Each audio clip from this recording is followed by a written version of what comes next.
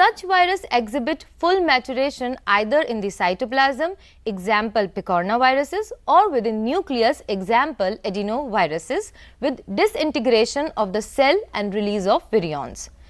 NECT viruses are released from infected cells in different ways. Poliovirus is rapidly released with death and lysis of infected cells. In contrast, the virions of DNA viruses that mature in the nucleus tend to accumulate within infected cells over a long period and are released when the cells undergoes autolysis and in some cases may be extruded without lysis. Second, enveloped viruses. In such viruses including negative strand RNA viruses, positive strand toga viruses and the retroviruses, final maturation of the virion takes place as the virion exits the cell. Viral proteins are first associated with the nucleic acid to form the nucleocapsid, which is then surrounded by an envelope. In envelope assembly, virus-specified envelope proteins go directly to the appropriate cell membrane, the plasma membrane, the ER, the Golgi apparatus, displacing host proteins. In contrast, the carbohydrates and the lipids are produced by the host cell. The viral envelope has the lipid constitution of the membrane where its assembly takes place. Example, the plasma membrane for orthomyxoviruses and paramyxoviruses, the inner lamella of the nuclear membrane for herpes viruses. Further cleavage and maturation of proteins may occur after viral extrusion to impart full infectivity on the virion. Viruses in this group differ in their degree of cytolytic activity. Third, complex viruses. Maturation of the highly organized pox viruses takes place in cytoplasmic foci called factories. In contrast to simpler viruses, the pox virus's membrane contains newly synthesized lipids that differ in composition to the cellular lipids. The maturation of pox viruses after the precursors have been enclosed within the primitive membranes suggests that pox viruses may be translational forms towards a cellular organization.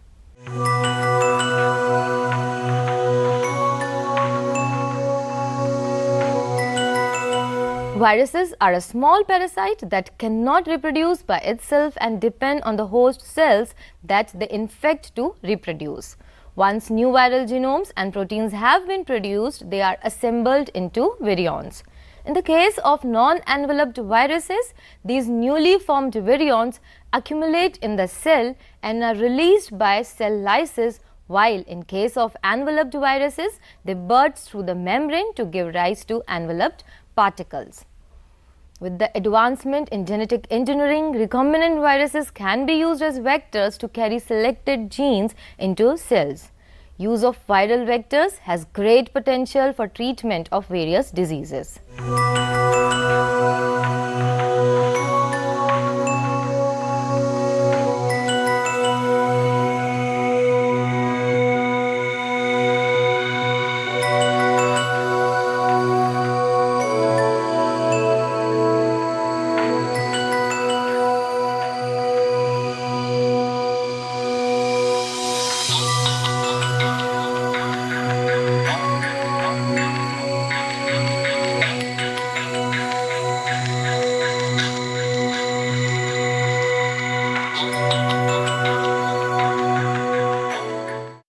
The general structure of chloroplast DNA. The chloroplasts are semi-autonomous organelles possessing their own genetic material. The chloroplast genome are plastome. First of all, Riss and Platt in 1962 reported DNA molecules in the chloroplast of the Chlamydomonas. Later on, DNA molecules were reported from the chloroplasts of other algae and higher plants. Chloroplast DNAs of higher plants are double-stranded molecules of relatively small size, ranging from 35 to 217 kilobases, with most of the photosynthetic organisms in the range of 115 to 165 kilobase. Only a proportion of the total chloroplast DNA is circular. They are present in 1000 to 10,000 copies per cell.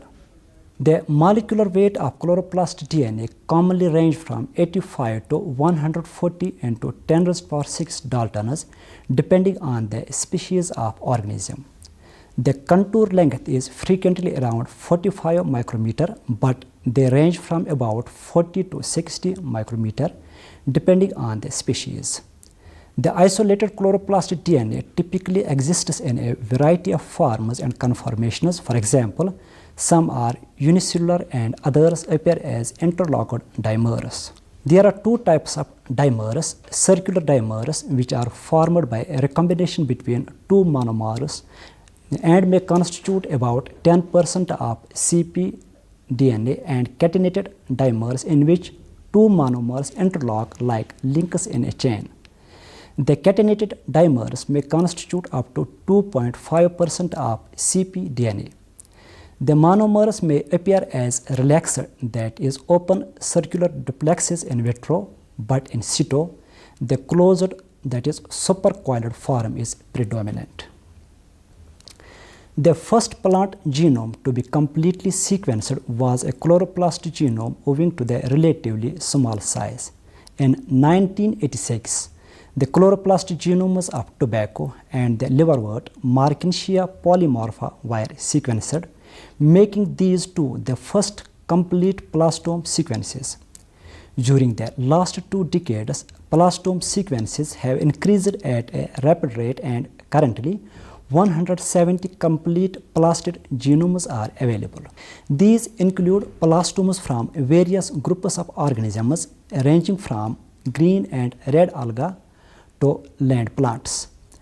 The circular plastome of most land plants and algae have a quadripartite structure comprising of 2 identical or non-identical inverted repeats, which separate 2 single copy regions, that is, the large and single copy regions LSC and SSC respectively. Size variation in the inverted repeats is the main cause for plastome size variation between different genera. The inverted repeat size averages around 20 to 30 kilobase, although exceptions are known. Genes located in the inverted repeats are, as expected, present as duplicates. The Gymnosperm pinus thunbergi has an extremely reduced pair of inverted repeats, sizing a mere 495 base pair, the smallest known among all plastomes, and in turn a small plastome of about 119 kilobase. This genus has lost all its genes coding for NADH dehydrogenases. On the other extreme is Pelargonium hotorum, which possesses inverted repeats of about 76 kilobase, giving its plastome a size of about 217 kilobase. Inverted repeat size variation is not the only cause for differences in the sizes of plastomes.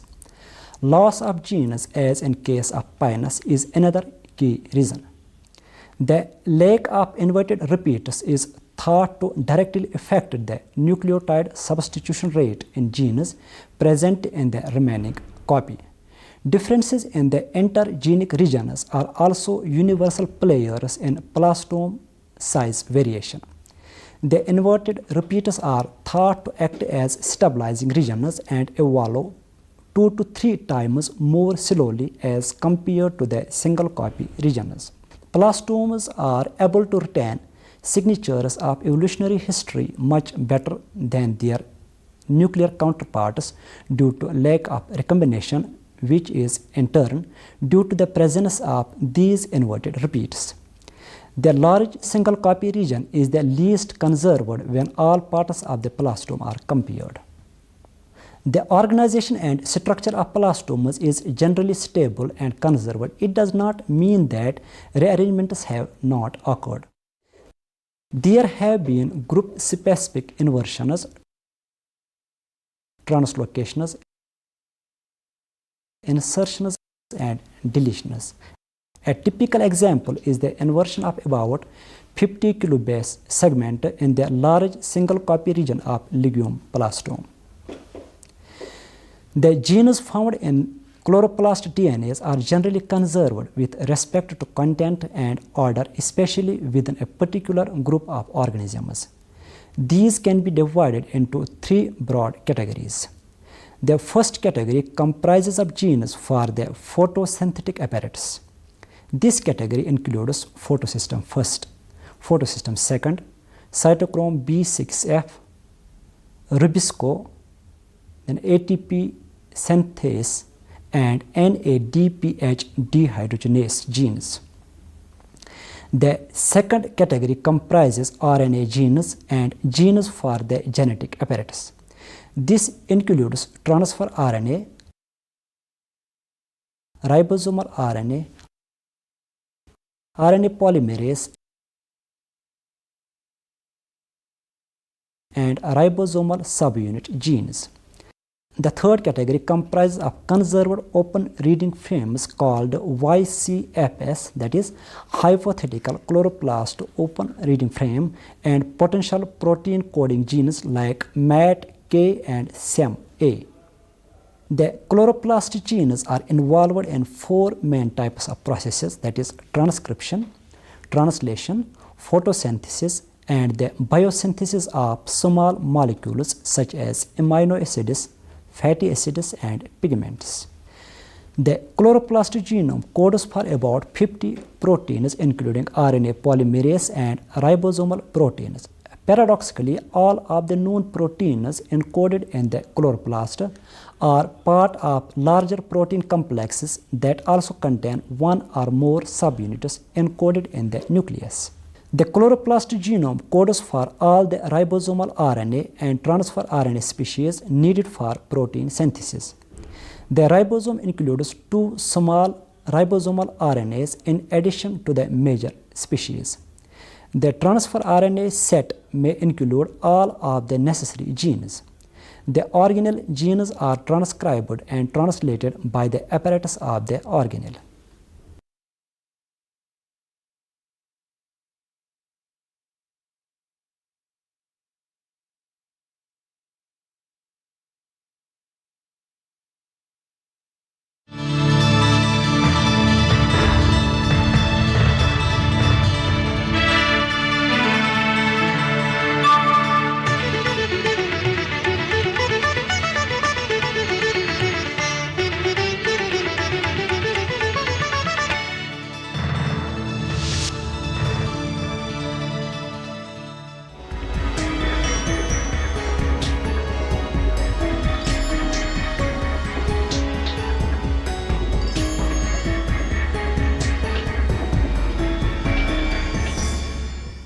Welcome viewers. Today we are going to discuss on pure culture techniques.